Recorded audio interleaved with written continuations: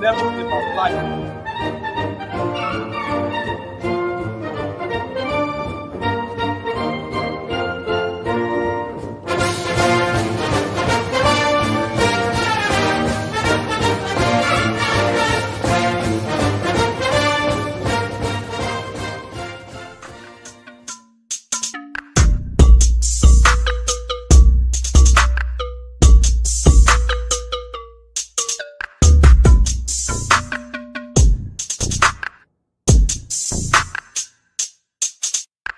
I have never in my life been more proud of guys competing for 60 minutes of the game over and over and over and over. We said in the second half, we got to win more moments than them. One moment short. One moment short. But I want every one of you to think about how you feel right now. Think about how you feel right now. Okay? Right now, how you feel. Because how you respond to this tells me everything about who you are. But you know what? We better get better. Team on three. I love every one of you, man. You're fighters. You're fighters. Team on three. Team on three. 1, 2, 3. I don't know. What's your bouncer's record against them? You know, and anybody got one better than 1-6? Just played them. What's up, everybody? Welcome to Dogs Down South. A little bit of a different intro right there. I thought it would be great to start there because this is the first broadcast after, obviously, Georgia, Alabama. Welcome, everybody who's joining tonight. Thought it would be good to hear Kirby Smart start tonight because tonight is about, obviously, we're going to put Georgia, Alabama to bed, but talk about it a little bit, but also talk about preview Georgia, Auburn. Look at our dynamic dogs for the first quarter of the football season, as well as pick all the games that are very important on week 6 of college football. Before I bring in my man Adam Fisher, I want to just say that thanks everybody for the follows, likes. I've noticed the uptick in Apple Podcast listens. We're up to over 300 listens, so I appreciate that. We are live tonight on Twitter, first night on Twitter live, and so if you haven't already done so, Facebook, Dogs Down South, please go like and follow YouTube. Our goal is 1,000 followers on YouTube. Make sure you follow and hit that thumbs up like button to get to 1,000 subscribers. Twitter, Instagram, and then obviously 24 hours later on Apple Podcasts. What's up, Fish? How are you, man? What's up, man? What's going on? Oh, Glad to have power. It just got power, man. You're probably like, besides feeling cool air and everything like that, to get a chance to come on and finally kind of, I know you told me earlier, you were like, I'm finally getting to go back and watch the game. Obviously, before we get started tonight, last time we went live, we were all preparing for Hurricane Helene, and obviously we did not know the disaster that it was going to bring to many, many states, many, many families. And so prayers, thoughts go out to everyone who has been devastated by this storm. Some of us were in the clear. Some of us just dealt with a little power loss, which can be very discouraging, but some of us dealt with complete loss, whether it be our stuff, our homes, or lives were lost. So, but Fish, you were fortunate. Lost power, any damage or anything up there in that Savannah area? I mean, there were a lot of trees down. You know, the whole Savannah area lost power for a few days. I think yesterday, but they just got around to getting everybody back up 100%.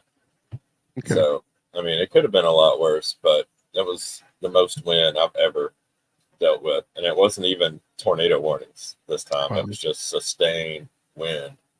Like, I think it got up to around 80 miles an hour here, and these old pine trees just couldn't take it. Yeah, man. Yikes. A lot of just hearing just how differently it hit, you know, up into the panhandle as well as Georgia.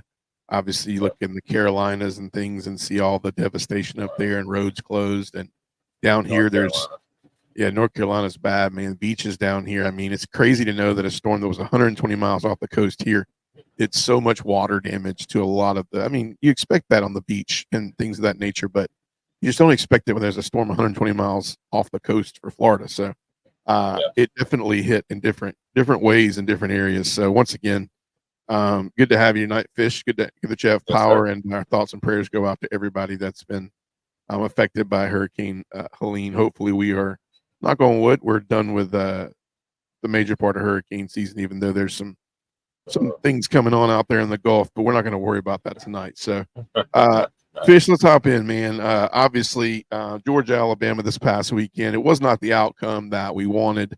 I played that clip before we got started because that's an encouraging Kirby Smart, and I think why is because I think he's when you look at how bad it was for 2 quarters, and then you look at how the response was and how good it was. Maybe it wasn't good in all facets for the last 2 quarters. Obviously, some things happened and the game wasn't won. But I think the encouraging thing to hear Kirby say that I find it so true is we've won so many games, and that streak had to end at some point, right? Do you think? Would you rather it been Alabama, or would you rather it been Vandy or Kentucky or somebody? I mean, I don't know what hurt worse, but it was encouraging to hear him say moment by moment. And we've won so many of those games in those moments, right? So it was hard to take that we lost that game in a moment that we just couldn't come back to. But man, talk about the damage that we put ourselves in. I think it was self-inflicted wounds. But give me your take, man. I know you're just chomping at the bit to kind of dive in, but tell me your take. We're going to go through some of this and we're going to put it to bed. But this was a blown win for Georgia or massive letdown for Alabama. What you think? Both, maybe. Georgia was not prepared. We weren't ready. Did we get out coached? Was it effort? Was it both? Because I believe 100% the defense is about effort. It's 98% effort and 2% knowing what to do and where to go, I believe. Because if you're not trying, you're not stopping anybody. I don't know. Like that last play, that touchdown, like, did you see that move that was it number 12? No, it's not Aguero. Aguero's number 8, right? Who was number 12? Humphreys. Right? He was covering their wide receiver, and he just threw his hands up and did some sort of ballet move, and didn't stop, turn around, or anything. Just threw his hands up and kind of fell out of the way, and then ran into KJ Bolden, who was probably could have tackled him possibly, but had to stop, because he was about to get ran into. There were so many things. Where was Smile London? Where was Malachi Starks that whole game? Where were they at? Yeah. I must have seen Malachi Starks get juked out of his shoes 8 times, 9 times. I mean, just missing tackles, not being in the right place, just maybe, I don't know. I'm starting to think he's just athletic and makes good plays every once in a while. Javon Bullard was a lot of why our secondary last year, our safeties were so good last year, I believe. Because I don't think Malachi Starks is playing like an All-American. And where was Smile London? Did you hear his name at all? Like, was it getting called? Did you hear him? Did you say, "Oh, and there's a good job, Georgia's number 2, Smile London"? Did you hear that? How many times did you hear that? Right. I mean, I don't know. And 28-0, 4 offensive pass interference calls. Like, are you kidding me? Right. Like, who does that? Yeah. Like, like what's going on? And then just drop passes. Arian Smith being Arian Smith. Dropping balls, but then he caught some good ones too. Beck fumbling, throwing interceptions. Just, I don't know. They weren't ready, and I don't know who to put that on. Or are we not as good as we thought we were? Is it just a lot of hype because we're coming off? We've got all these consecutive wins and blah blah blah, and our schedule last year really wasn't all that great. Is this coming? Like, is this coming to fruition? Like, are we finally realizing, hey, maybe we're not as good as we think? Or is Alabama just that good? Right. I mean, who knows? But I know we can't afford to mess around and play like that anymore this season, or else our playoff chances are going out the window. Right. Yeah. I mean, and I will say that I think you just probably spoke what every Georgia fan is feeling. It was feeling after the game. I'm glad you said a lot of those things. Everybody was kind of saying that. Of course, when you're in the moment and you're a fan, we all were in the group text talking all that and saying all that. And Oh my gosh. yeah, just overreacting. But as we look at it, you look at, I look at it as a massive, you're going to probably think this is wild to say, but I'm leaning more towards massive letdown by Alabama.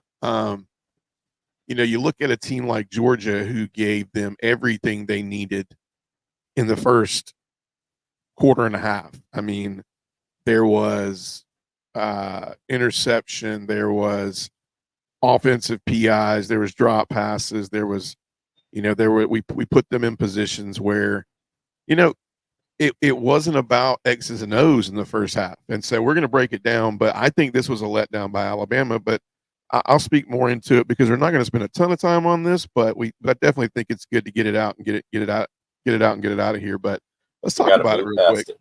Yeah, but 34-26, but Georgia. So why?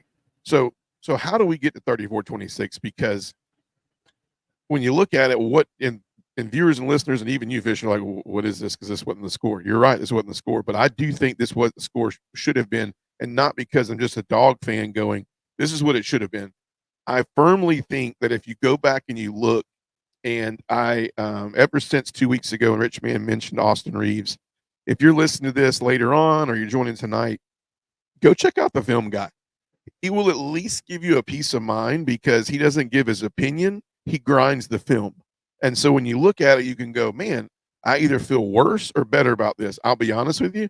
I watched it during the Kentucky game. I felt worse during the Kentucky game because I looked and I said, wow, I'm like, we had so many opportunities, yet we also did so many things right.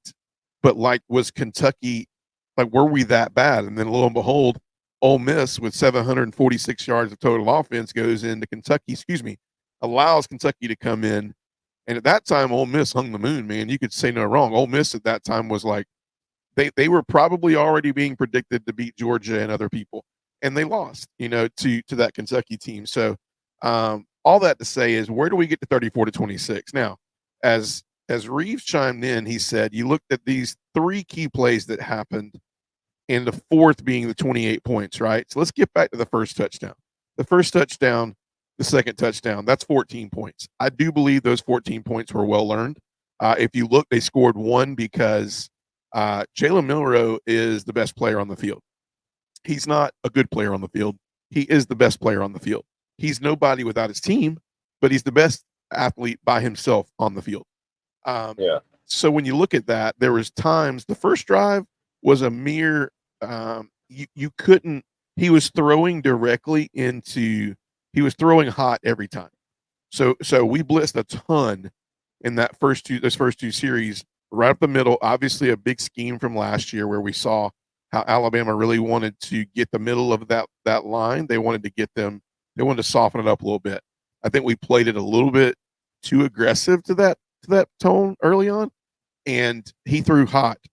We probably we deserved that. So 7-0 was us. 14-0, if you notice, was us trying to cheat. That was a great quarterback play. If you notice that play, you go back and look at that play. The 14-0 was when the running back ran left. They caught man coverage. They figured out that they cheated the blitz. They ran C.J. Allen all the way back across the line, ran the rail, and Jalen Milroe put it on a dime. It was one-on-one, and he was already behind because of the motion. But Jalen Milroe put it on a dime. He put him in the right play call. 14-0 was us. Now, here's where the missed opportunities was, where I look and go, could it have been 21-21? When you look at the next play, the offensive PI, we didn't even need to do that. The pass would have led us into that, right? So it was not worth it. Arian Smith missed a dime that was dropped in his hands for 70 yards. And the third one, in my opinion, was so I got Arian, I got that. Oh, I got you right here. We catch the blitz, we catch the all-out engage blitz, and Arian runs a post instead of a tunnel screen. And that's where Carson threw the ball directly to the guy on defense. They got the ball in that situation. And if Arian runs the right route, it's house. So I went back and looked, and I already apologized for this, but I don't think Bobo put us in bad situations in the first half. I think we didn't execute very well. We dropped balls. We didn't run the right routes. We didn't get the play calling in time. I think it was a little bit of all the above. But so when you look at 21-21 possibly in the first quarter, then a lot of things change, right? How many points were scored up until that last touchdown? Well, it was 3, right? So you look at that, maybe you say instead of maybe it should be 24-21, and then Georgia scores, the touchdowns they score, and it's 34, and then you got the 26 because they scored a touchdown and they got the field goal in the second half. 34-26 is where we're at. Now, I know that's a lot, but I guess what I'm saying in all that is when you look at play calling, and I'll ask you this: do you honestly think that Bobo's in the clear as far as play calling in this game? I don't know. I don't think he's the sole reason we lost. I don't know. I think it was a team effort.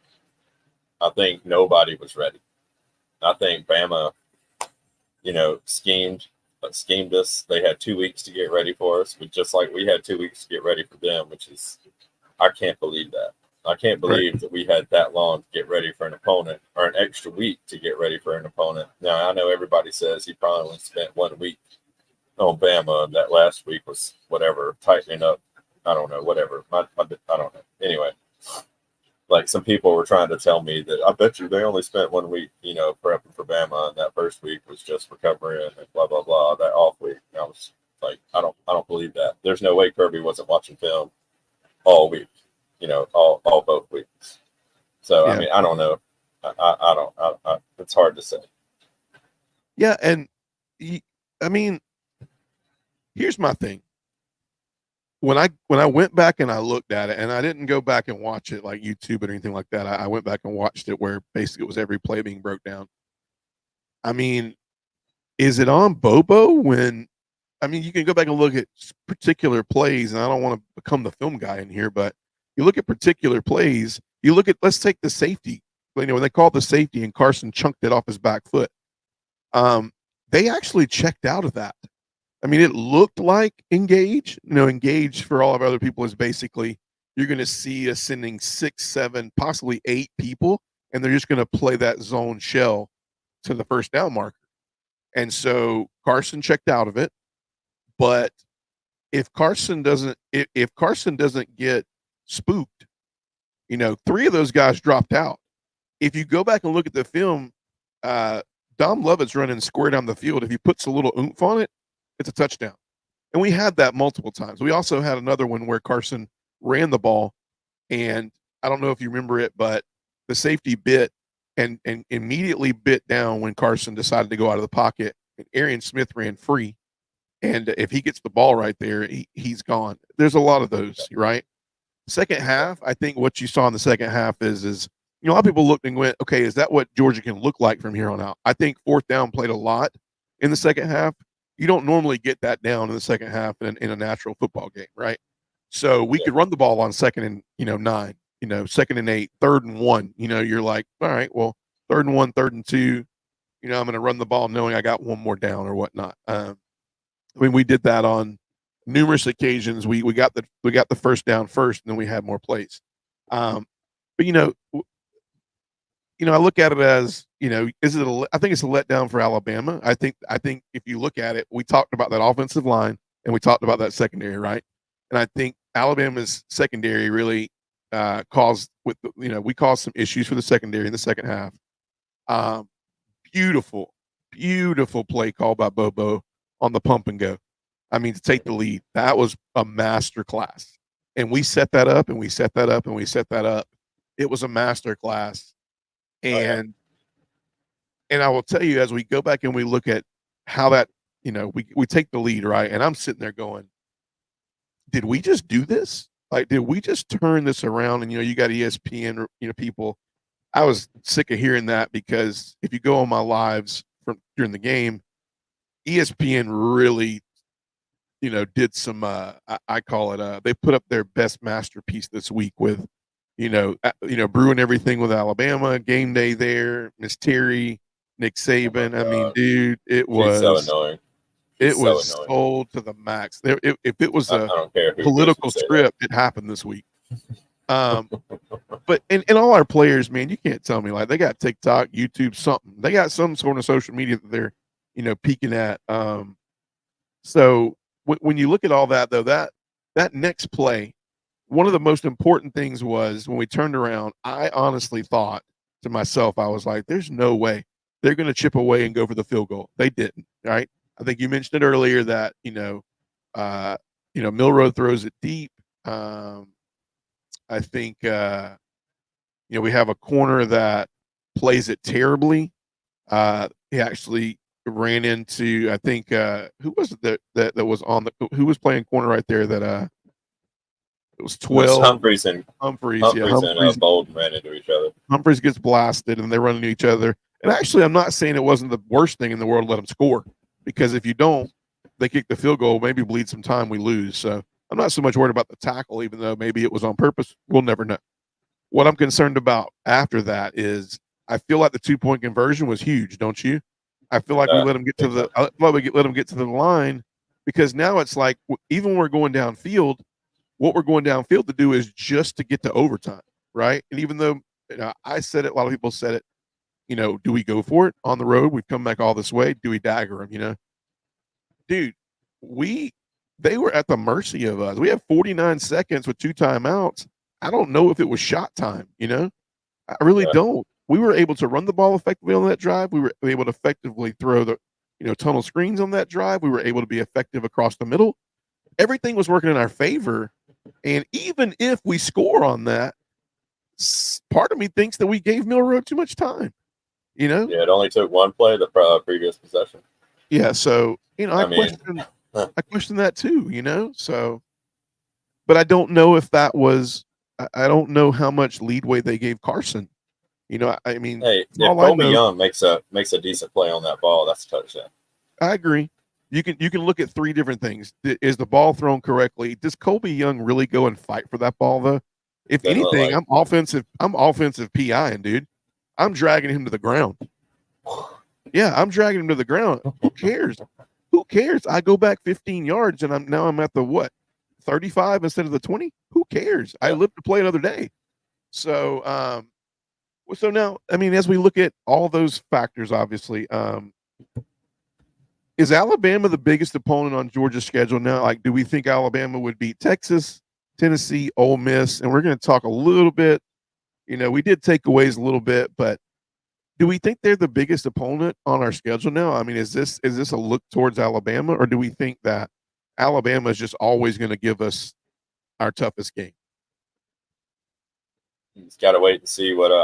Ole Miss, you can kick them off. They got beat at home by Kentucky, who was unranked. But Kentucky's not bad. Like, I don't know what happened to them in that South Carolina game. They're a hard team to get a beat on. But their defense showed up and showed out Saturday. Jackson Dart didn't know what to do. Lane Kiffin didn't know what to do. Like, that was a fun game to watch. Not because I'm a Kentucky fan, but it was just a fun game to watch. I like upsets. Texas and Tennessee. I think they looked ahead. I think they might have looked ahead. Probably. They might have thought they went. We don't have any breaks. We have Georgia, Ole Miss. Can we get by South Carolina and game? I just think they looked ahead. They looked way too good on defense against us and Ole Miss for me to look back and say how bad they looked against South Carolina. Lenore Sellers, last time I looked, he's a very good athlete and a very good player, but he's not the top 5. He's not a top 5 quarterback in the SEC right now. Yeah. He ain't Jackson Dart or Carson Beck. So exactly. I personally think that Alabama looked really, really good. I'm gonna be honest with you. Kane Womack had a great plan. We knew Richman called it. They were notorious about, we finally the 2 adjustments. I'll throw them out there real quick. The biggest adjustment on defense we made, because a lot of viewers are going to be like, what was the big adjustment on defense? You know what the big adjustment on defense was? It was merely placing our star a little bit closer to the line and a little bit out more in the flats. If you noticed in the first half, we had our star in anything nickel or quarters. We had it more towards kind of the sideline, a little bit more out there, very more worried about that 10 or 15 yards, intermediate routes. Well, when we pulled that star in and we took away that veer. We took away that jet sweep. We took away Milroe being able to have that freedom to run right and left. That put him in situations where he had to start throwing really good balls intermediately, and he couldn't do it. And that was a huge change. Offensively, we just executed. We caught balls. How many times on fourth down did Carson Beck put the ball on the money and somebody made a catch? Right? A lot. I'm sorry, I'm not even in the comments right now. Look, we said it, man. Rich man, he chimes in, man. Here he is. Went 3-3-5 second half. I agree. Went 3-3-5. That 3-3-5 look was very good for us. I think we went 4-3 look because we thought Michael would be 100%, maybe even 90, but I think Michael was more 80%. But we'll get to Michael a little bit later. But what do you think? Like, what do you think was the biggest adjustment besides that? Obviously, seeing that was crucial. Also seeing, on offense, I think it was just execution. You're not going to see that. You might see them play a little bit looser now as far as how they call plays. I think that was I mean, at the end of the day, Bobo can do what he wants to, but if they can't execute it and Carson doesn't feel comfortable with it, it's not going to transfer. So, Exactly. I think Bobo the second half called 3 plays and said, "Hey Carson, whatever you see, man, whatever you see, get us into it. I like these 3 plays, get us into it." And Carson played a lot of street ball. So what'd you see? Maybe that's what he needs to do. Maybe he doesn't need a script. Maybe he just needs options, and so he can decide. Maybe Right. Bobo can lay it out. Maybe he can call like a little 3-play package or whatever real quick. He can look at it, check down to the run, check to something short, or check for a shot. Downfield. I mean, maybe that's what he needs to do. Maybe it gives him something to think about, so he's not there thinking about everything else. Maybe he needs to be distracted. Maybe his brain gets in his way. I mean, I'm not sure. It's just amazing how you can look so bad in the first half and then look like a Heisman candidate. The Heisman candidate everybody thought he was going to be in the second half. I think he threw for over 320, 330 yards in the second half, 3 touchdowns, something like that. I mean, that's amazing. Yeah, he actually outpassed Milroe. Crazy, right? If you'd have given me that over and under for the second half, I'd have been like, "There's nobody taking that bet." Nope. Nobody's taking that bet. So we'll end Georgia and Alabama off like this, and obviously there's opinions out there. I feel good about where I'm at with it, but I'd love to hear you guys chime in. A lot of people are asking this, viewers, listeners are going to ask, so where does this leave Georgia, right? And you hear so many opinions, and I've listened to a few podcasts and things of that nature. I will tell you, via the media, they're going to always stir stuff. Their job, and I'm learning this more and more, is to stir the pot, is to get you bending in and leaning into what if. But I'm hearing more and more podcasters around the SEC and around college football that have a pretty good take on Athlon sports writers. As far as their take, they feel like, Georgia's still in a good spot for the playoff. I definitely will tell you this one loss doesn't really hurt them, but I will definitely tell you that I don't think that I'll go out on a limb and say I don't think another loss hurts them. And I'll tell you why is I think the teams that are above the top 7, you look how poorly that first 4 will look. I mean, as of right now, and I'm doing this off my head, when you look at the top 4 teams, if you were coming off of week 6, right? If you were going SEC off week 6, I'm not going past week 6, but let's just say you got Alabama in the SEC because right now they're the top team in the SEC in week 6. You look at Ohio State, although Ohio State has to play Oregon, they play Michigan State this week. I think they'll beat Michigan State, but they got to play Oregon still. They got to play USC, a couple other teams.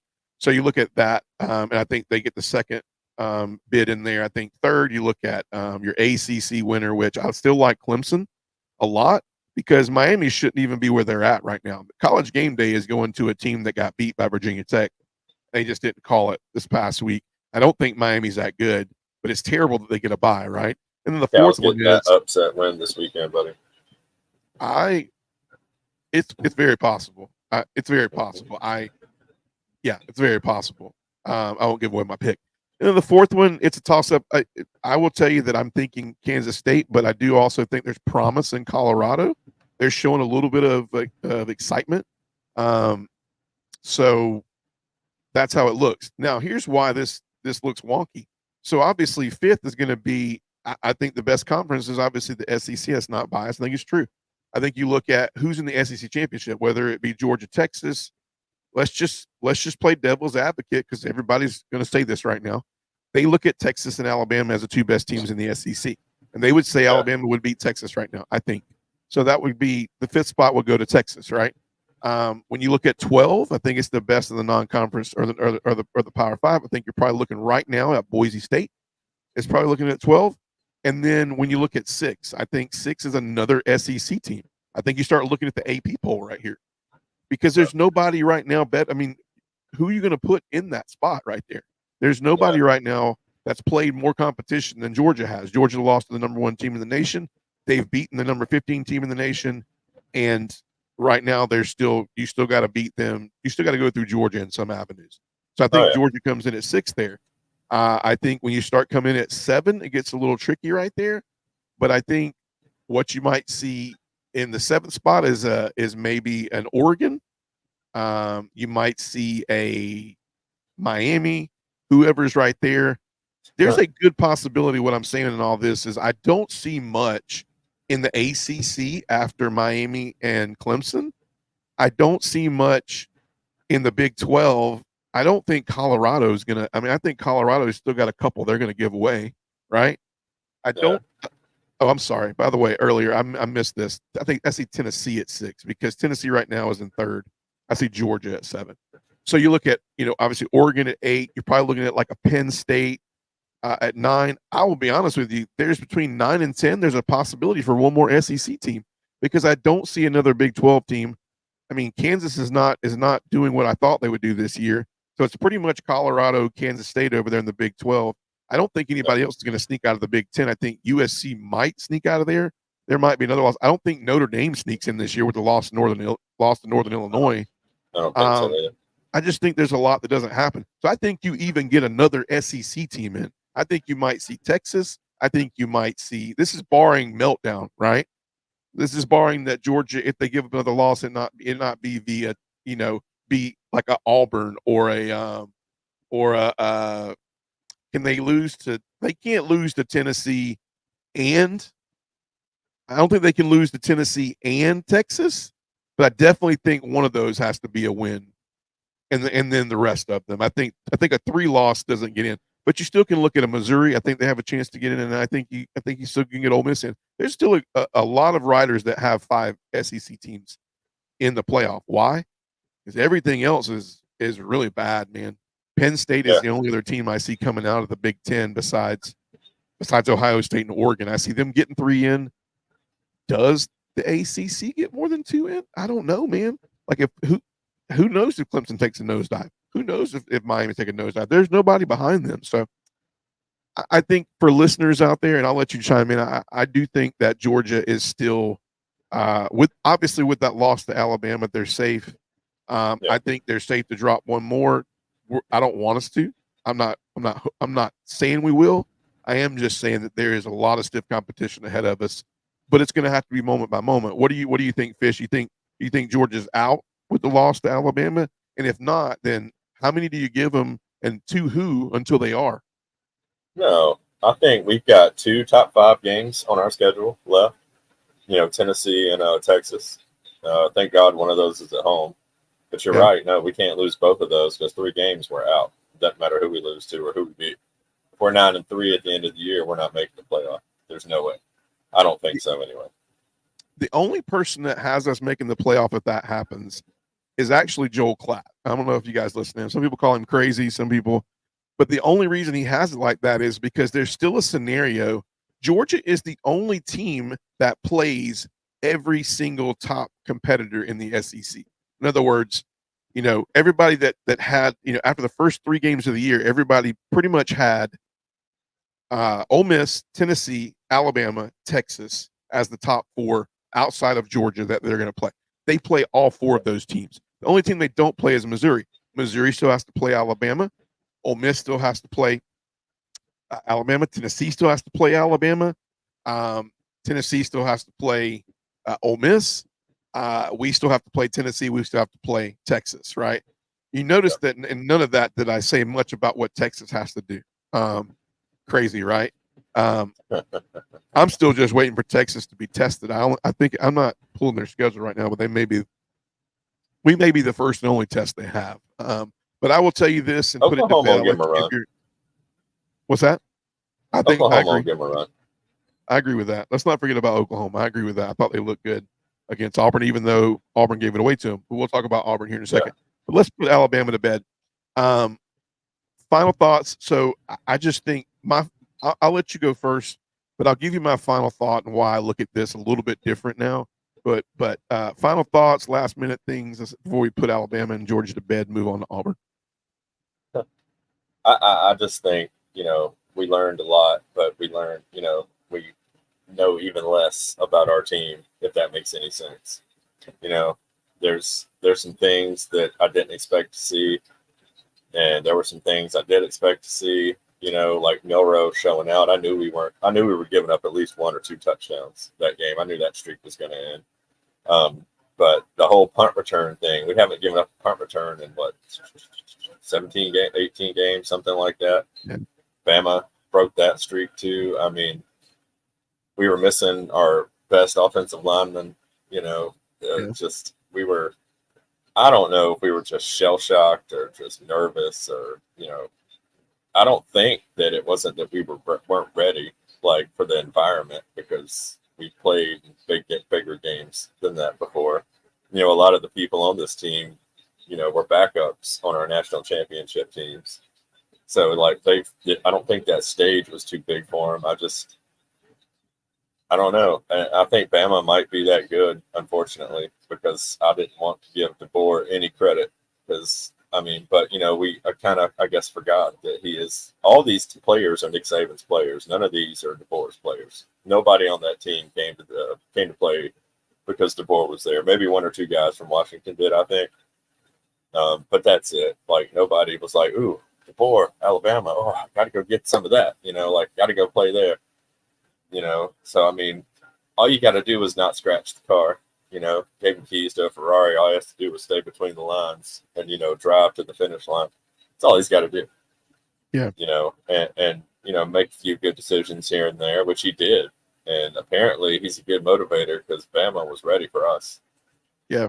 They were so ready for us. They were. I don't know. I'm glad it's over. I'm glad it's been a few days since then. We got to get ready. Auburn's right around the corner. Yeah. We got to put it behind us and move on. Yeah. But it's just that first half was hard to watch, and it's hard to get over. But we did come out in the second half, and we had a chance to win at the end of the day. But was it because Alabama took their foot off the gas? A lot of people think that's what happened. But I think Georgia is one of the best teams at making adjustments at halftime. I think Kirby Smart and Glenn Schumann are 2 of the best guys, and Bobo, I'll go ahead and throw him in there too, because whatever wasn't working in the first half, what we threw at him in the second half is definitely working. Or Beck just, I don't know, heard his favorite song in the locker room and came out and he was just pumped, because he did. He had a bounce in his step. I'm watching the game now. He just looks like a totally different quarterback than the guy who came out in that first half, man. Right. And I don't know. Hopefully they get it all fixed, because I know we can be one of the best teams in the nation. Because the second half of the Bama game, we were. The second half of that game, we might have been the best team in the nation. In the second half. Yeah, Richman said we got to play 4 quarters and stop mistakes and assignments, catching and tackling. I agree. Mm-hmm. I'm going to tell you that.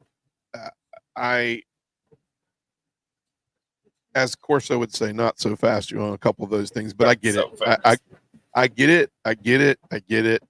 But I will tell you some things that made us better from that game is, I think Bryant Denny was a painted scenario that was hard. It was hard to walk into that stadium and not be 2 touchdowns down, right? It's Bryant Denny. The only player that has played a live snap in Bryant Denny is not even playing in the game. That's Tate Ratledge. First off, let's start there. So Bryant Denny is an incredible atmosphere, not just in general, but against Georgia at night. Game day's there. Saban is on the game day crew. He's picking. And then, man, you let ESPN paint the masterpiece and bring in Miss Trish to pick against Saban. And, man, you can't look at those players and say that they don't have some form of TikTok or Instagram or, Facebook is apparently for old people now and things of that nature. But you can't tell me that somewhere along the way they don't see some of that, right? And they walk out and their eyes are big and they're going, you know what? We're playing against the world tonight. Now, you go back and you put that in front of the Lad McConkeys, the Brock Bowers, the, some of those guys, the Stetson Bennett's. I think you look at those guys and they embrace that. But you're also talking about guys who are just built different. Lad McConkey right now is one of the better players for the San Diego Chargers in his first year as a Charger. Brock Bowers is probably in the top 3 players for in my opinion, not to hurt Brock's feelings, but not a very great Las Vegas Raiders team, right? And then you got Stetson Bennett, who in my opinion was just built differently as he was not a game manager, but really a game. He was a game artist, right? He could do things and put you in situations where you just always felt like you had a chance to win no matter what. I'm saying all that to say is we were already 2 touchdowns down when we looked at the lights and we saw the painting on the wall. Here's where the next thing happened. If that is the most intense environment we're going to be in, we needed that, because a lot of games that are left on our slate are going to be in hostile environments. Texas is going to be hostile, probably going to be at night again. I think we saw a much worse crowd in Alabama, and Nick Saban's not anywhere on the walls of Texas, and game day may be there, but I don't think that whole painted picture and the 1-6 against, Kirby and things of that nature, and against Bama and all that nature, I don't think they sit in the eyes of Texas, right? I don't think they sit there for Ole Miss either. I don't think that, I might eat my words later, but I just don't. I don't think Ole Miss looked like that team, right?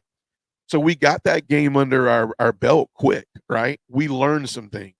For the love of God, we have to get off early. Maybe that means changing our whole mindset. Like maybe heads or tails. I know Kirby Smart takes the ball at half 42 times out of 42 times. But maybe on Saturday when that coin flip happens and if we win it, maybe you look at Hugh Freeze and going, we'll take the ball. And we go and we cram it down their face and we create the avenue of this is what we're going to do the entire game, right? Because I'm not sure that Alabama wasn't too mad about getting the ball at home, first off, at Bryant-Denny that night, right? After what they did. So I think we learned a lot. I think we saw a lot on game tape. I think we saw what needs to happen. If we can do that to an Alabama team that possibly is the best team right now, barring injuries and things of that nature in the country, coming off that win, if we can do that in the second half, there's no other team that's better than Georgia out there. And basically that rematch is either going to come in the SEC championship or the national championship, because I do feel like if Georgia gets off to a different start against Alabama, the only possible outcome can be 34-26, like I mentioned.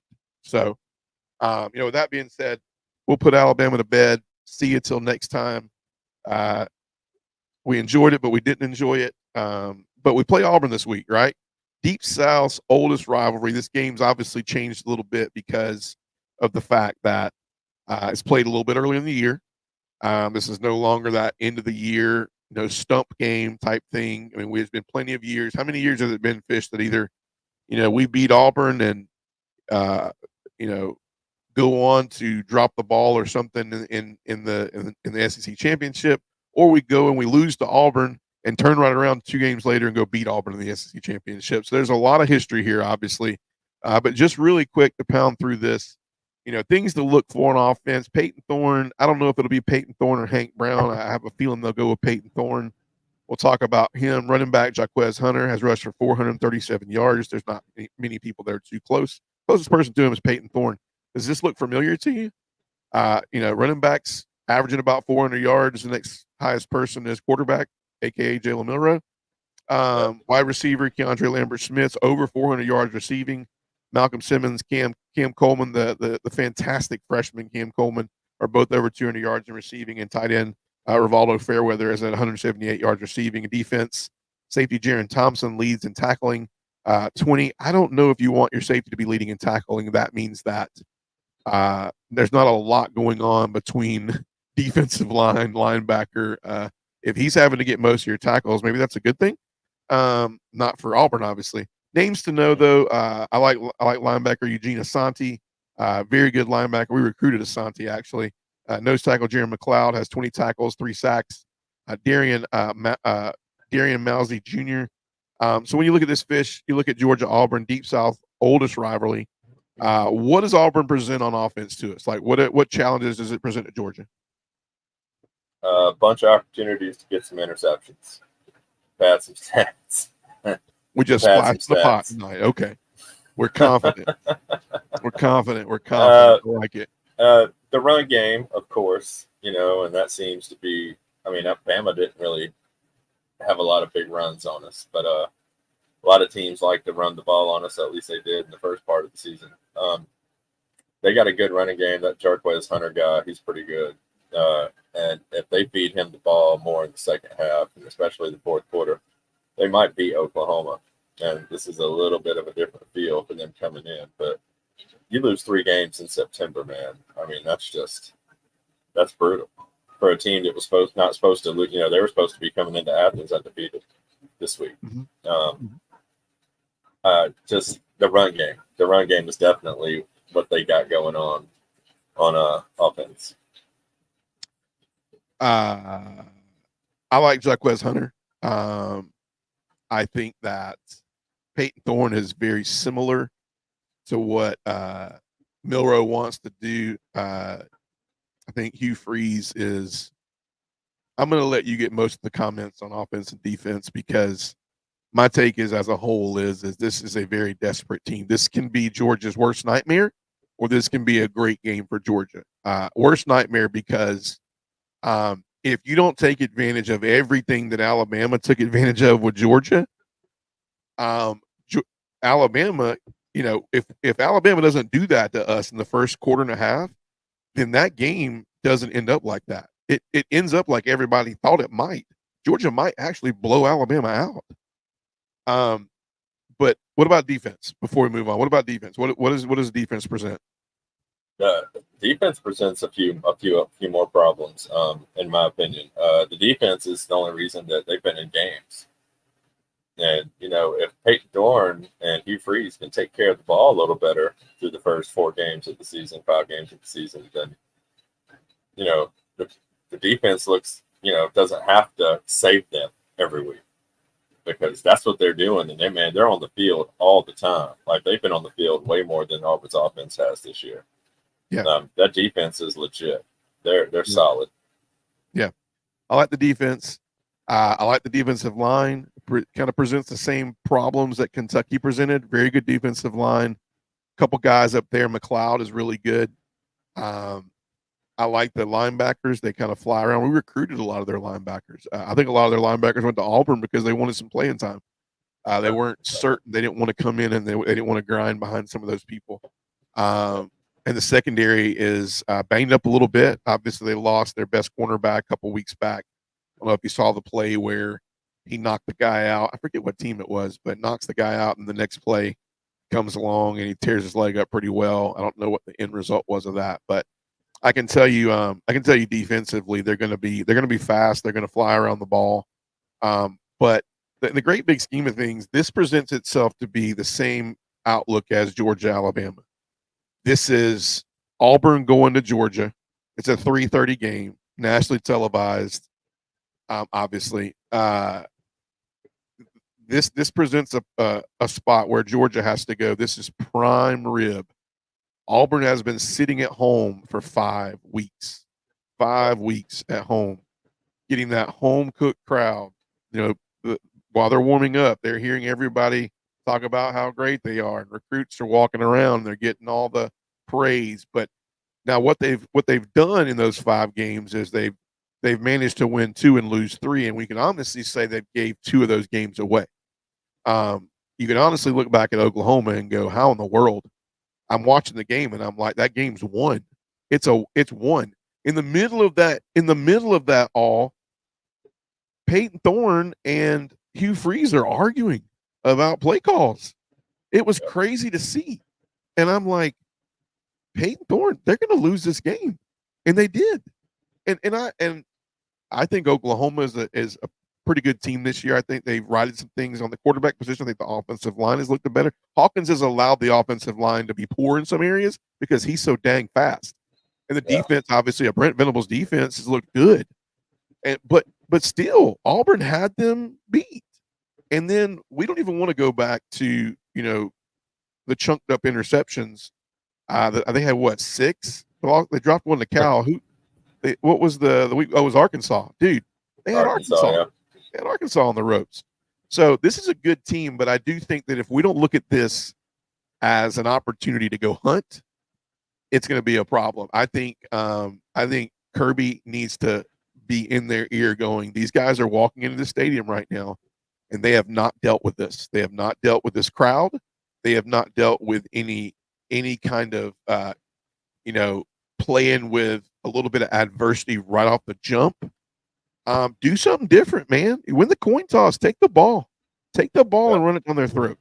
Right? Do some things different. Establish their run. Let Carson go play free. Just start where you left off of in Alabama and see what happens. Who knows? Because I can guarantee you, if you put Georgia up like Alabama was up, I don't think Georgia drops the ball like Alabama did on defense. I think our defense made adjustments, and you look back at the defense might have given up 14, but you give them the ball on the 20. I don't know, man. Like, that's where the offense gave the ball to him. And then the offensive PI and the drop pass, dude, the defense was back on the field within 3.5 minutes. They're winded. Alabama has just drove it down our throats the first drive. Second drive is they drive it down our throat, and then we turn it over, and then we offensive PI, and the defense is just like, dude, when do I get a break? Right? So I don't think Georgia does that. So I think the key to this game, I think what happens here is Georgia needs to understand that Auburn is coming into a stadium that they have not, this is new to them. 5 games of comfort. I think the fans need to be loud at 3:30. I think we need to be obnoxious. I think we need to do things on offense off the jump to go, hey, we need to take some chances, because if we're losing because we took chances, that's one thing. If we're losing because we're like the same old is gonna. No, I think we need to look at this game as, yes, it needs to be won. Yes, we need to make a statement. It is Auburn, but number 3, this is a team that if you don't put them away, they're hungry. They're hungry. They know they've dropped some games. Hugh Freeze, if you get them early, you got them, because you got Hugh Freeze blaming the players. You got the players blaming Hugh Freeze. You got the quarterbacks arguing with the coach. You got Auburn having to go on the road. You have the prime, you've got the prime hookup, man, to demolish a good Auburn team outside of all of the X's and O's, right? I think it presents a really great situation for Georgia if we get out early. And I think if Peyton Thorne, I think no different. If we can get to Peyton Thorne, the blitz has to get there. If it don't get there, don't blitz. We didn't blitz much the second half at all, and we caused way more havoc like that than we did blitzing. So if we're going to blitz, I'm all about it. But if the blitz isn't going to get there, then we need to understand we have the athletes to cover. We have the athletes to make Peyton Thorne. We've seen Peyton Thorne make stupid decisions, right? He's got 9 interceptions this year. Is it 9? That's crazy. It's hard for you too, because you got Auburn alum in your house. So this is going to be a tough one.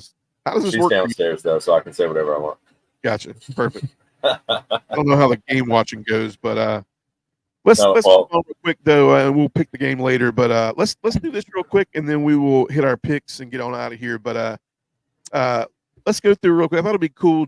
Let's give our first quarter of the season our dynamic dogs, right? If we were giving out an award for our dynamic dog, we'll real quick fly through them. We don't need really stats, but who do you think on offense? Who's your first 4 games, first quarter of the year dynamic dog on offense? minus a couple of, mess ups here and there, like a drop pass here, and a wrong route, there. I'm going Arian Smith on offense. He's been a Arian pleasant Smith. surprise. He's been a pleasant surprise. All up until that drop on the first drive of the Bama game. He's been on it. Like he's been having he got his hands under control. We don't have to call him hot hands anymore, I don't think. But yeah, I like him. Yeah. Give me Trevor Etienne. I think Trevor Etienne has been solid. I think it didn't present a situation where Trevor Etienne saw the ball a whole lot in a situation where he could do a whole lot now against Alabama. But I think he's been a big bright spot. The one play that brings me back is, and I'm going to mention this, but first half when we go down and we score the touchdown before the half, we go for it on 4th and 1 in desperation on our 30. I don't know if you remember this, but Urasek, who's been a total disappointment. I mean, and I don't mean to be that guy, but Urasek, that's okay, be that guy, has been a total disappointment.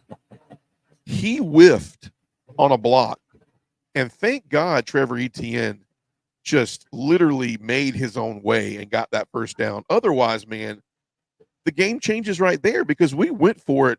We were already throwing our hands up on 4th and 1. We were on our own 37-yard line, and we whiffed the block, and Etienne gets the first down.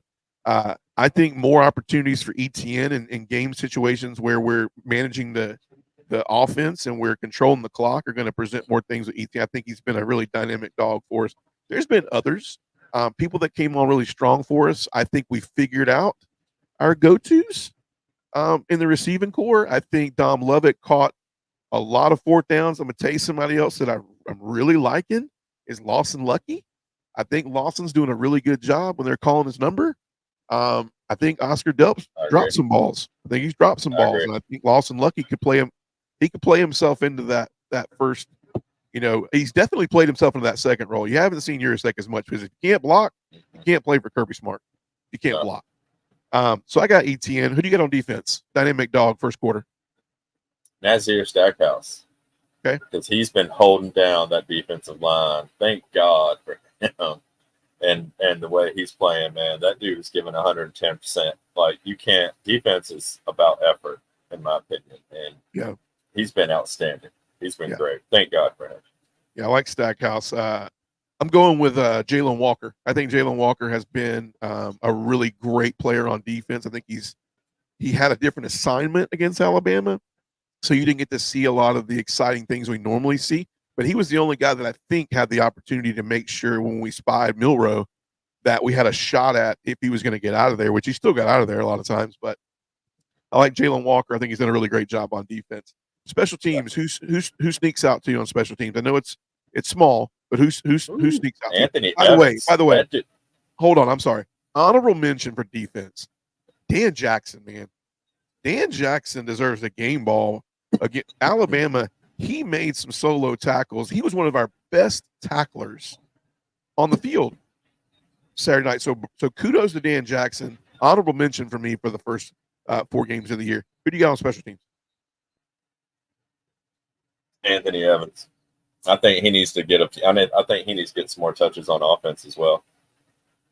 I mean, he did muff a punt, but it seems like every Georgia punt returner that we've ever had, going back to Damian Gary, you know how awesome he was, you know how great he was. That man dropped a couple of punts.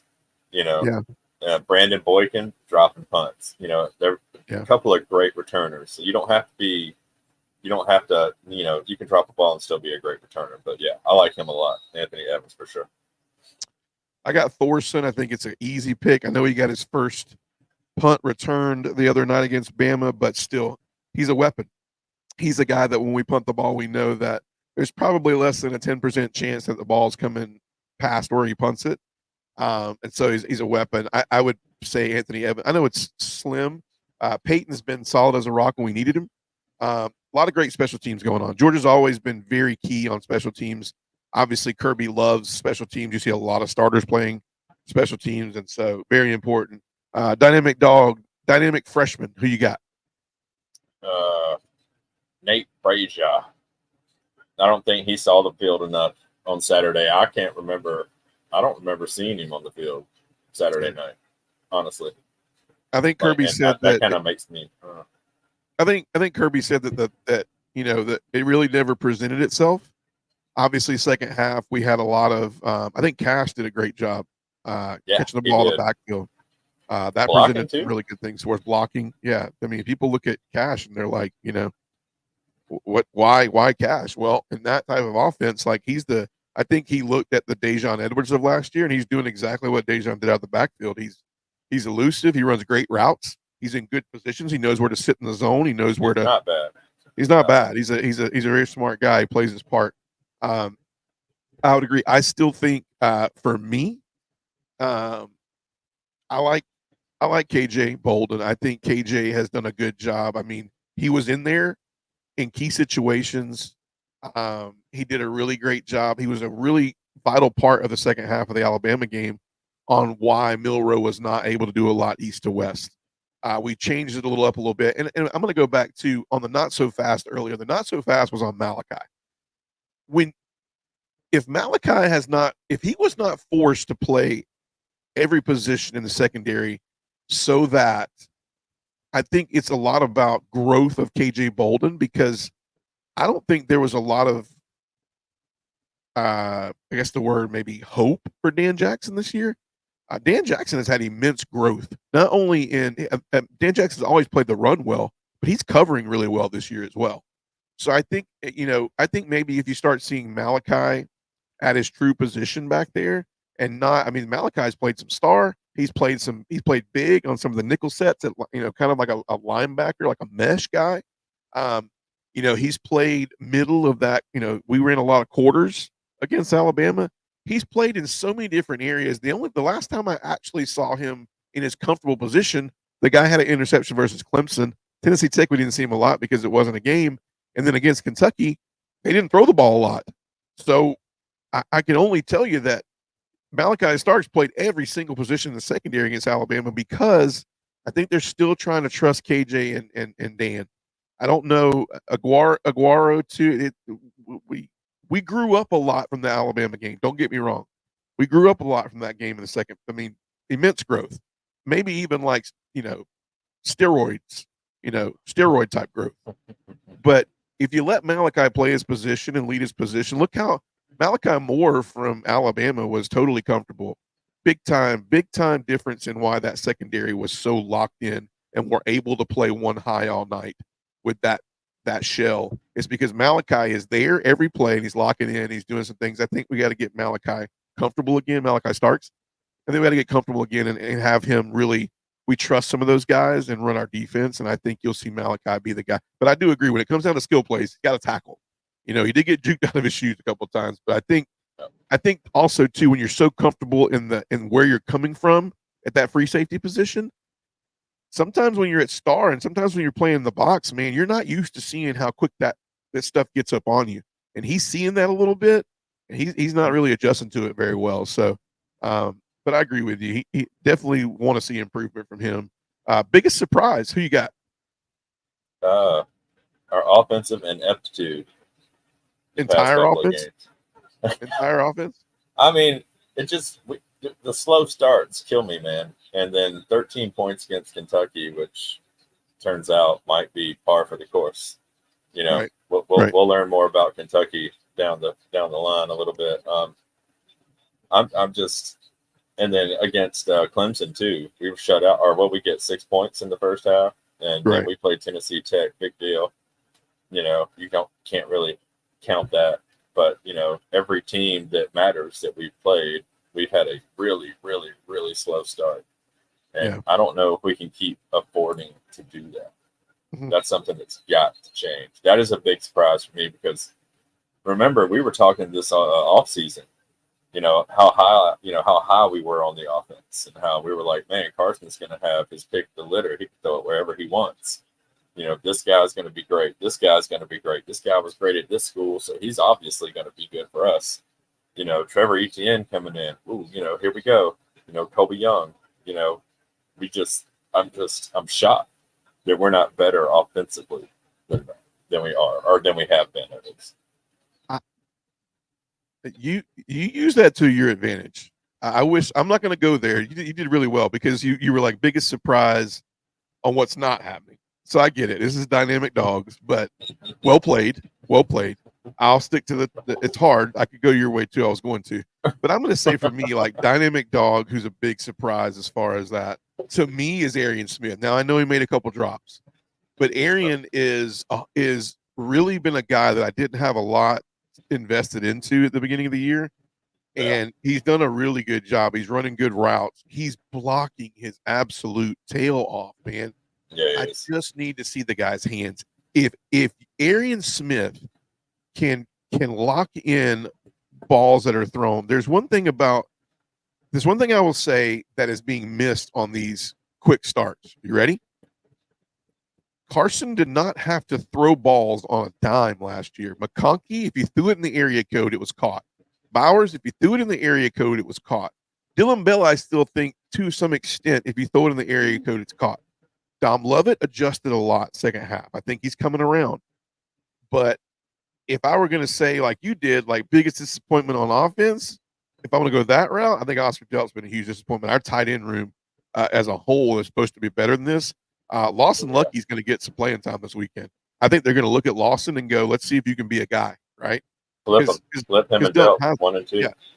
I think you're going to see, you're going to see Lawson. He caught a couple, maybe 2. Did he have 2 TDs? I know he had 1. But I think who's been a huge surprise for me has been 2-point Arian. conversion too. 2-point conversion. That was it. I think Aaron's been a huge surprise for me, and I just want to see the kid put it all together Aaron because Smith. he's explosive. He's been blocking his, you know what off. Oh yeah. We don't make a statement Saturday. We don't make the playoffs. Wow. Hot take. Remember, this is the SEC still, man, and remember, Georgia is still going to get everybody's best game. I will just leave it at that. We got to give everybody our best game. I agree. Sorry. I agree. We got to get off to a big start.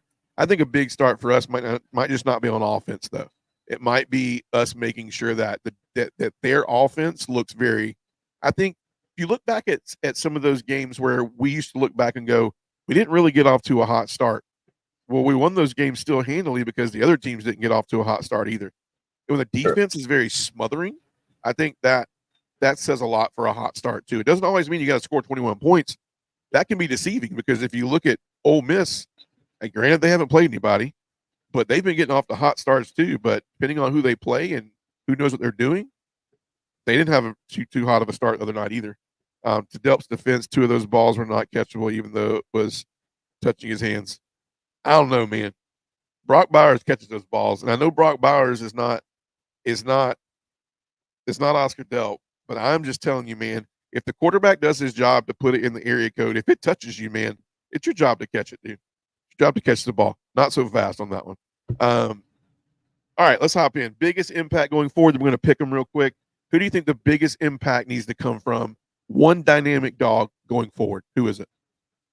Warren Brinson. Need him back. Nazir needs help. The man can't do it by himself. It's Stackhouse and just everybody else by committee coming in to step them out. I agree. I give you defense and offense though. Give me the offense too. Offense? Oh man, give me Trevor Etienne. He's got us. I mean, he's having a good year, but we need him. We need him to be like that the guy, the dude. Especially when Carson's struggling a little bit. Maybe he can take the pressure off of him. Maybe let Carson relax a little bit because I don't know if Carson felt like he has to do everything by himself right now.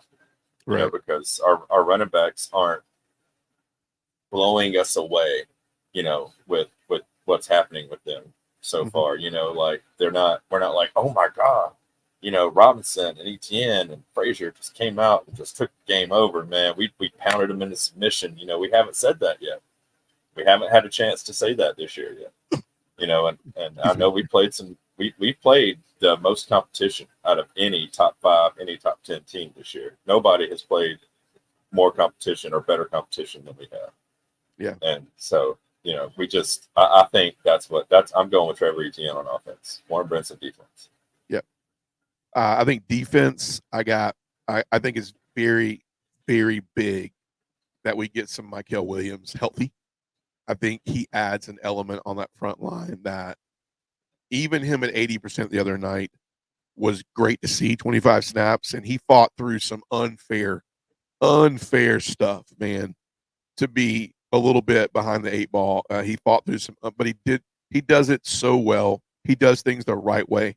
I think a healthy Michael is going to bolster this defense. The pressure that we're not seeing sometimes get to the quarterback, I think it's helpful because, as you said, you mentioned this last week, Jalen Walker on one side, Michael on the other. Like that's the poison. And then Brinson is able to kind of get in there and impose his, what he adds to it. And then on offense, I think this is cut and dry, very, very easy.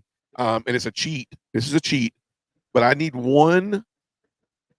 I think Beck did his job. I'll give you that. It's your pick, Rich man. But Beck's an easy one. I agree. I just need one offensive lineman to win every down. I need one offensive lineman to win every down. If I had to pick, Jared Wilson. If he, I was thinking the same thing. If he can start really owning the middle of that line and letting those guards not have to combo with him so much to make sure that we can clear what we like to do, which is zone, which is counter, which is things that can loosen that passing game up for Carson. If he can own that, that is going to be huge for Georgia going forward. And I'll tell you who did a really good job was I trust Jared Wilson. He came back in the game and he was big for Georgia. Like damn good dog because the line looked really good the second half. Really good. But I was impressed with Bobo as well. Bobo came in on a really important 2-point conversion.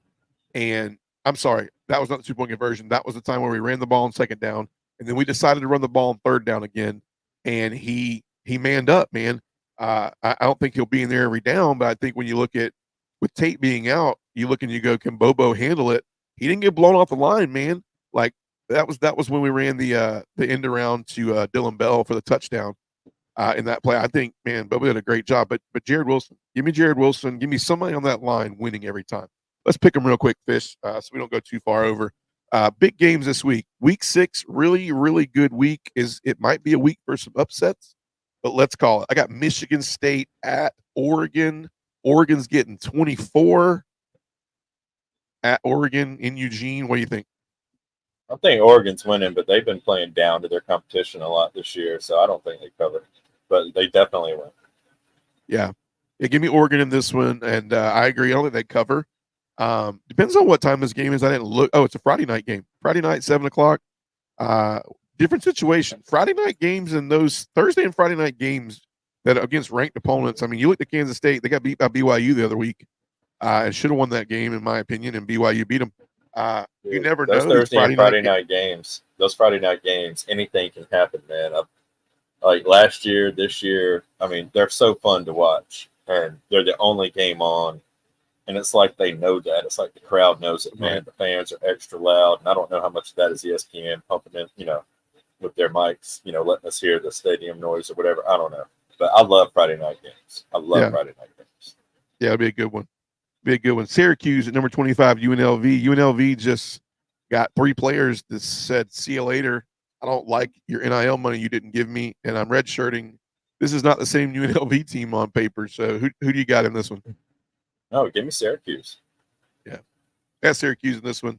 I think Syracuse and give me Syracuse and 6.5 because I like Fran Brown, and I like the fact that UNLV is like going to see what they're made of because these 3 guys just hit they just said see you later. Big guy on defense. Number 1, I think he was he a running back? Running back. I know there's a quarterback, either wide receiver, running back, quarterback, headed out of town. Give me all of their offense basically. Yeah, basically. Give me Syracuse as well. Fran Brown on the road. Guess number 25 UNLV. Iowa at Ohio State. Number 3 Ohio State. 20.5 points. Now this one is interesting because Iowa has an offense this year, right? Has a little offense. Who do you got in this one? Defense isn't as good. I actually have a friend. I work with his wife. Me and him talk. He's a big Iowa fan. They're from Iowa. And so I'm not saying I have like the inside scoop, but I hear about Iowa's games now every week. And the defense hasn't looked the same. And they've let some costly mistakes get in their way, like that Iowa State game. They should have beat Iowa State. They should still be ranked, in my opinion. I don't know if Ohio State covers, but they definitely win. Especially because if it was in Iowa, I might change my opinion. I might say upset alert, but it's at the Horseshoe, so give me Ohio State. Yeah, give me Ohio State in this one. And Jeremiah Smith, man, has looked like a really, really good player lately, man. I don't know if you saw that one-handed catch last week. I saw it, yeah. Between him and Ryan Williams, man, like rookie of the year right here, man, is right now, week 4, between them two guys, in my opinion. Milroe to Williams is becoming a deadly combination. Yeah. 17-year-old kid, man. He looks like he needs to eat a couple meals. Number 12 to hit him. Yeah, I mean, true. you got to let somebody laid some wood to him. Yeah, you're right. He might fold in half. Definitely. But you got to cash him first. Number 12, Ole Miss at South Kakalaka. Man, Ole Miss has got 9 here, 9 points. Man, this is set up weird, man. And I will tell you, a lot on this game, because this is definitely another challenge that wasn't on the plate for Lane Kiffin and the boys, because South Carolina wasn't expected to be anything at this point, and they've been a little bit different. I don't know if Lenore Sellers is a go, but I would say if Sellers is a go, that 9 is tough, right? It's tough. I haven't looked. Let's just say he is, okay? Ole Miss at South Carolina, who you got? Sandstorm. Oh, my God. What time is this game? Is this a night game or a 12 o'clock game? I think it's a day game, 12 o'clock. Ooh, I don't know. Ole Miss. If it was a night game, I'd say South Carolina upset all day long, because I don't know how good Ole Miss is at coming off a loss. I don't know how good Lane Kiffin is at motivating and being able to get his boys to move past something, especially a game like that they were supposed to beat Kentucky handedly. And this is a road game. This is a 3:30 time zone. No, it's a 3:30 game. Yeah. That's a little more unpredictable, man. Give me South Carolina upset. Man, I feel like game day when you see all of those picks across the thing right there, man. But I can't pick against Lane 2 games in a row. Lane didn't get his offensive. It's kind of like not getting your coffee in the morning. Lane didn't get his offense in. So he's going to get a hell of a lot of offense in on Saturday. I got to feel like this is going to be the first time you see Beamer squeal and have to talk about why his team is where it's at. I think Ole Miss sets up. They kind of set their tone again for why they're a great offense. But believe me, as much as I'm saying that, I'm thinking that is the storyline. But I'm also could see the storyline of South Carolina 3:30. Lenore Sellers. I will tell you what's gonna make or break this game is that defensive line from South Carolina. If they can get to Jackson Dart and not give him time to throw the ball and not give him clear reads and what he can do, yeah, man, you're gonna get that upset. I will tell you that. I think that's what they're living on. I think that's what they're counting on. I think his name's Kennard. I like him, man. Fast kid, transfer. UCF at Florida. UCF is -3 at the Swamp. Who you got? Man, if UCF had got the job done this weekend against Coach Prime and the boys, man, I don't know. But Colorado did not look bad. Now, I'm not ready to anoint him Coach of the Year, Team of the Year, like Paul Feinbaum and Stephen A.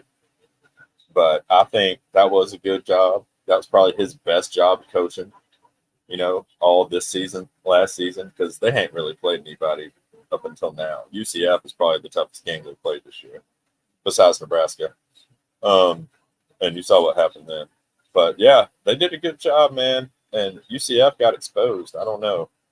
Florida, off week, last week, hungry. I think Florida wins this one at home. But I also think, you're hearing it now, though, Gus Bus, head coach Florida next year. This UCF, man. This upset and this paves the way for – I can't I'm not going to be like Nick Saban. I'm going to bring this back to, I know we put Alabama to bed, but do you remember this comment? Remember this comment, and this is why ESPN presented this soap opera this past week. Nick Saban was sitting in the streets of, where was that game? Georgia Tech and Ireland, right? Yeah. Streets of Ireland, and they're going down the line, and they go, who's the team in the SEC? Like, who's the number one team? And this is what Nick Saban said. And you got to, until you beat Georgia, until somebody beats Georgia, I got to say Georgia. What changed from when Nick Saban was sitting on a game day set in Tuscaloosa, Alabama with his wife beside him, to all of a sudden make him pick Alabama? And I know he's seen things. I know he saw this, but he also saw Kentucky that same day get beat Ole Miss. So what made him say Alabama, right? So I'm not going to steer away from my narrative, even though Nick Saban did and puckered up and, kissed the butt of all the Alabama fans. Obviously, exactly they won, so he was right. But whatever. I've never seen so many people. Are we panning to Nick Saban because he's an analyst for game day? Are we panning to him because it's a home cooking Alabama situation? Get off my soapbox. The world was against Georgia. The world was against Georgia, man. Everybody. They brought Miss Terry in. Come on, really?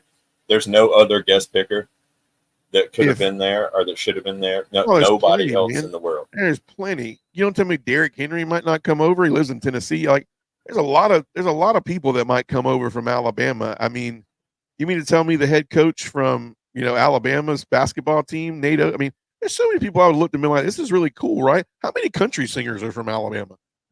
Like, how many? Exactly. Riley Green's a great Alabama fan. I mean, anybody, dude. You could have picked anybody. No. It was you Georgia went with against Theory, the world, man. And, that's another reason. Jalen Hurts, man. Bring Jalen Hurts back. I don't know. Anybody. I'll stick to my agenda, though. UCF beats Florida.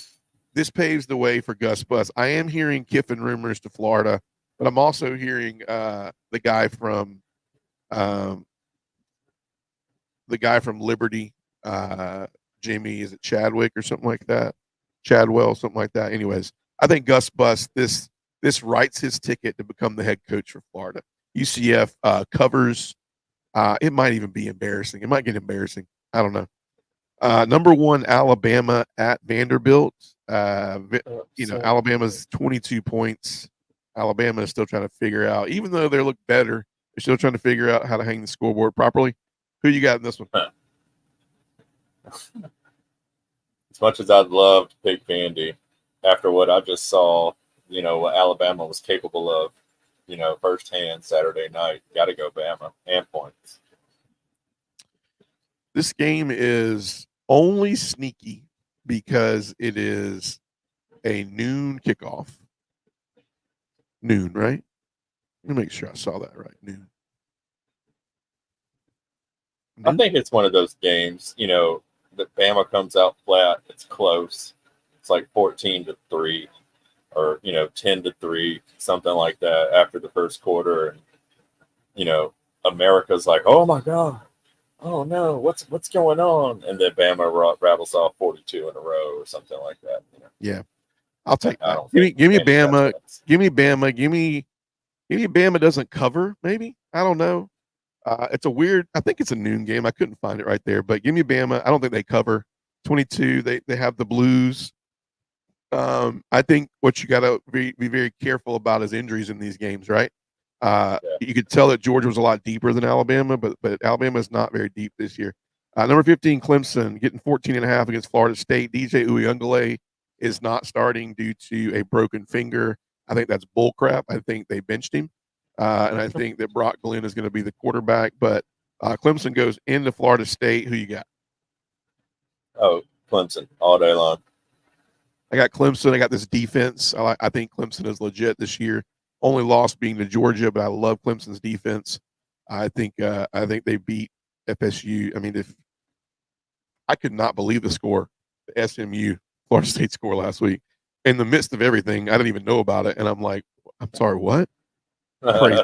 Give me Clemson. Give me the points. Give me all that. Number 4, Tennessee at Arkansas. Tricky game here. Negative 14.5. tricky game here. Who you got? Give me Tennessee, and I think they don't cover, but I think they win by 14. I think it's like 35-21, something like that. I think it's not a blowout, but it's a decent game. Yeah. Unless you're Grant Adams. Give me Tennessee, but this one, Fish, this game's close. This game's really close. I could possibly even see this game being won with on like a Uyungale. I'm sorry, I get my names mixed up.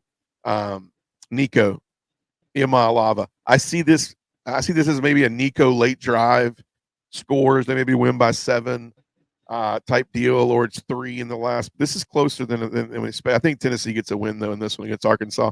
It's gonna tell a lot about Arkansas the rest of the year, because they've had their games they were supposed to really get early in the year. And so let's see if they can grab some of these games they weren't supposed to get. But give me Tennessee, but I think this game's close, man. I think it's closer at the end. It may be even that Arkansas gives it away. They should have, I mean, Auburn gave it to Arkansas earlier. Number 10, Michigan at Washington.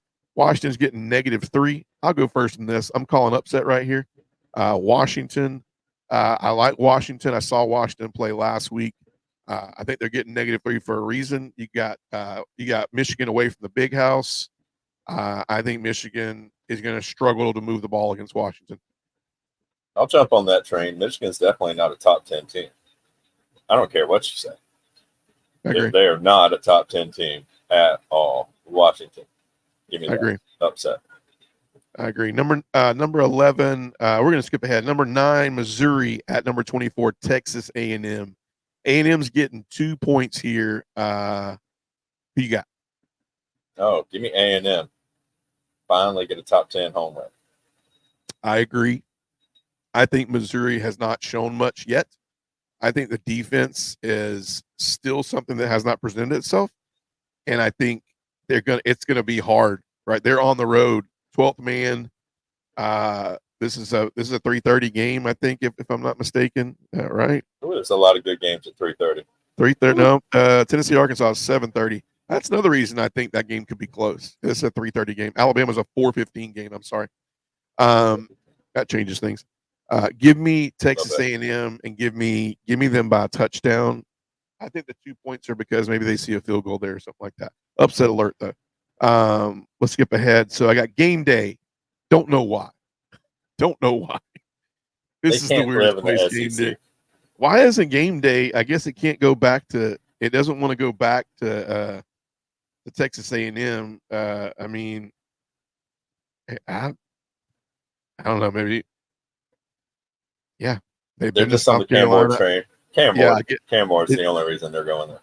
Yeah. So Cal, Miami, number Cal's 8, not Miami. Terrible. No, Cal's not terrible. Who you got, man? Miami, Cal. Oh, give me Cal. I'm picking upsets. I'm feeling the upset vibe this Saturday. I'm taking Cal at home because Miami has to go all the way to Berkeley. I'm taking Cal at home as well. Let me tell you why. Because Cristobal is not going to get any of this home cooking this time around. Cal's smarter than them, right? This is Cal, Berkeley, or like they're smarter than them, right? Wait, let me tell you what else they got against them.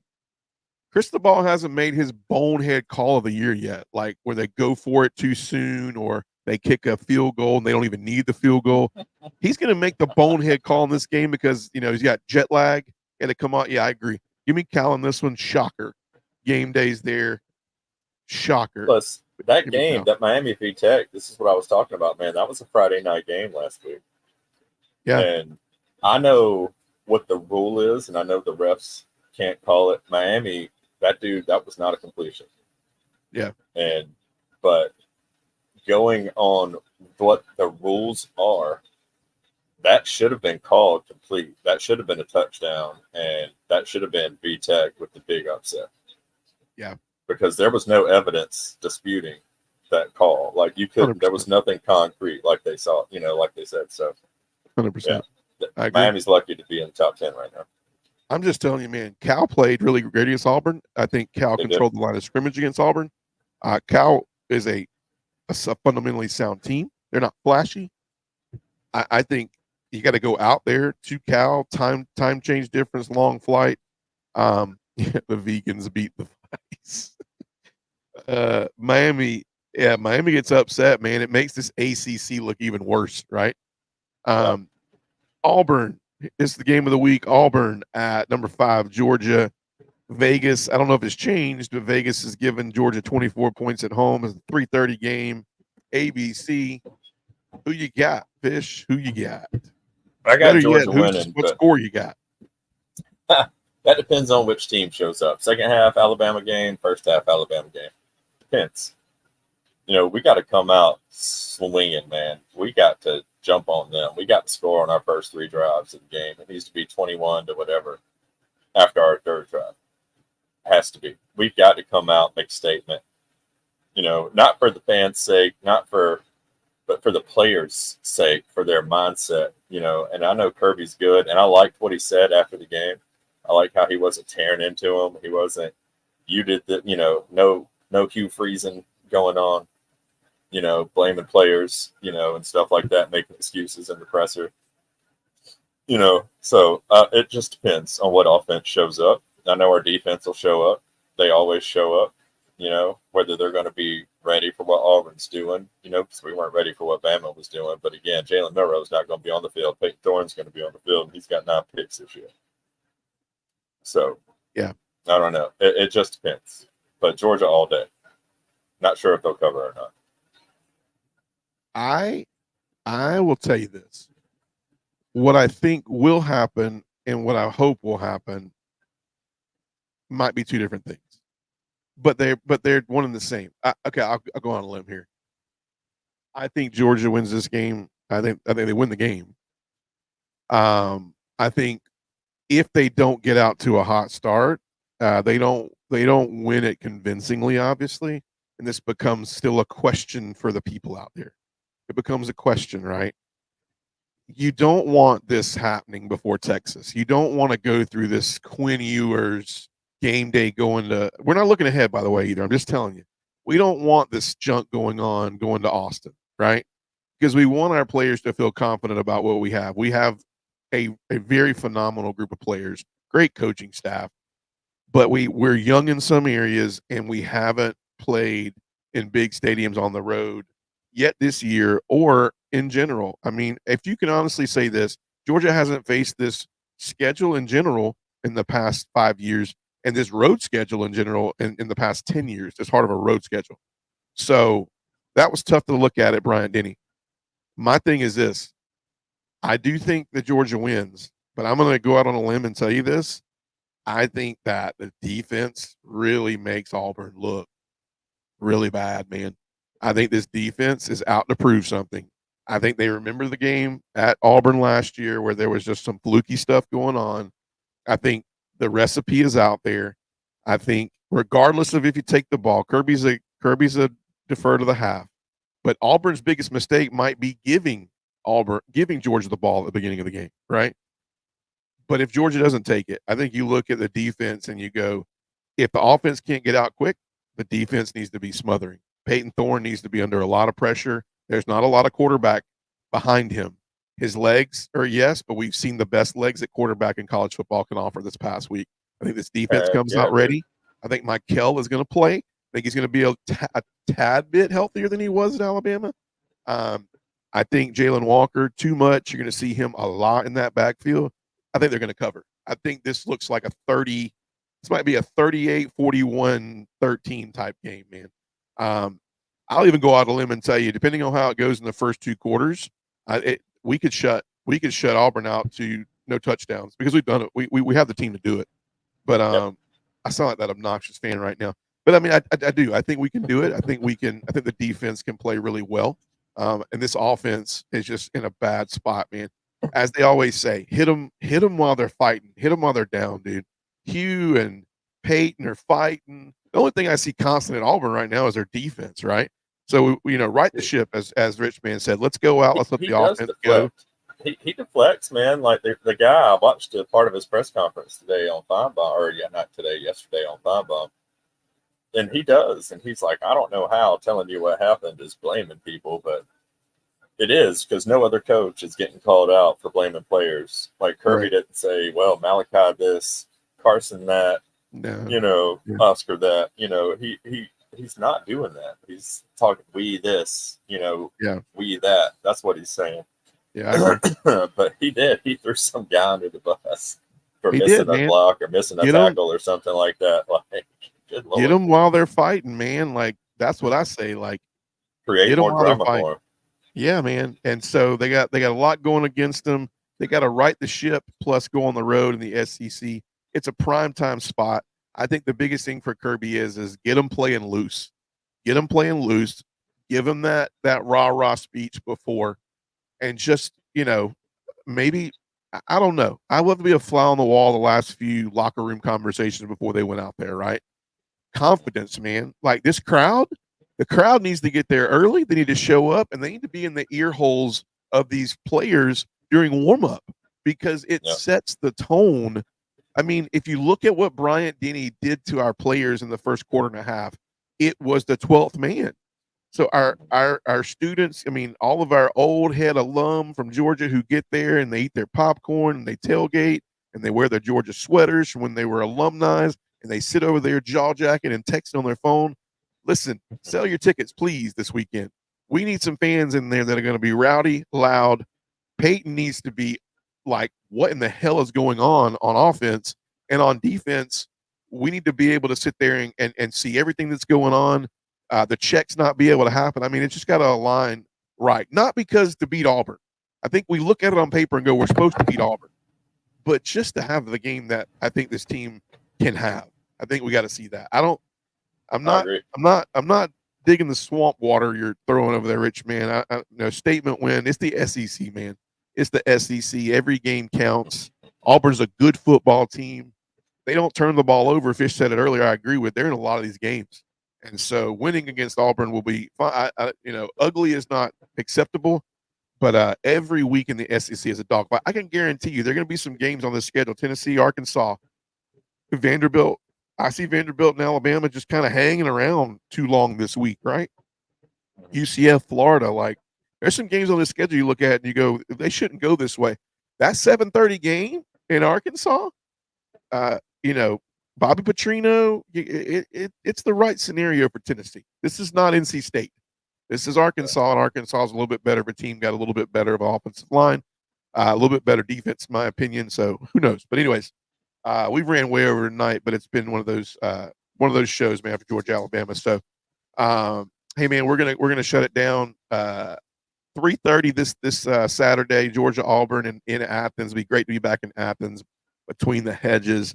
If you're there, be there early, get there, be loud. I'm looking forward to the following week. We're heading to Athens for Mississippi State. So hopefully we can show up and show out so that I can go up there the following week and be part 2 of showing up and showing out. So, hey, Fish, always fun, man. Hey, Rich, man, hope you're feeling better, man. You weren't with us tonight, man, but thanks for chiming in on the chat. Better, if you hadn't already done so, go follow us, YouTube, follow, thumbs up, get us to 1,000 followers. We were live on Twitter tonight, Instagram, 24 hours later, Apple Podcasts. For myself, the Fish Man, you guys have a great night and go Dogs. Go Dogs, baby.